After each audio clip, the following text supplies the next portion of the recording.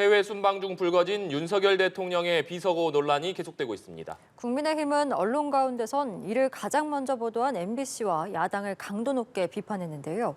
특히 민주당이 오후에 박진 외교부 장관에 대한 해임 건의안을 발의하자 공세의 수위를 높였습니다. 국회 취재기자 연결해 보겠습니다. 나경열 기자. 네, 국민의힘은 박진 외교부 장관 해임 건의안을 발의한 민주당에 대해 힘자랑을 하고 있다고 비판했습니다. 대통령과 정부에 대한 발목 잡기를 넘어서 협박을 하고 있다, 이렇게 표현했는데요. 다수당의 횡포라고 평가하면서 국정 운영 발목이 잡혀 정부가 제대로 일할 수 없는 상황이라고 했습니다. 그러면서 다수 의석으로 민생 경제 위기 극복에 협조하라고 촉구했습니다. 이번 대통령 순방과 관련해선 각종 논란이 불거지며 성과가 폄훼되고 있어 안타깝다고 했는데요.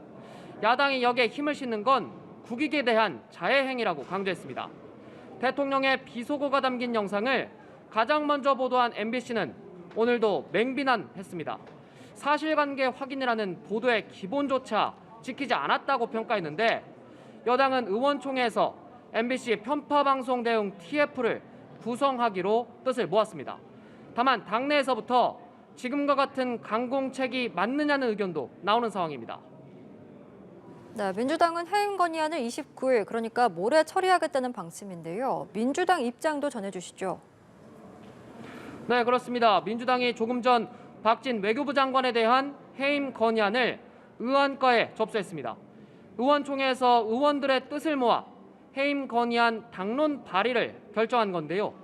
이재명 대표는 비서고 논란에 대해 진상규명을 하기 위해선 말한 사람이 내가 뭐라 말했는데 이렇게 잘못 알려지고 있다 하는 게 정상이라고 꼬집었습니다. 박홍근 원내대표는 이번 논란과 관련해 문책하지 않는다면 대한민국의 국격이 땅에 떨어지고 우방국 관계는 되돌리기 어려운 지경이 될 것이라고 발의 배경을 설명했습니다.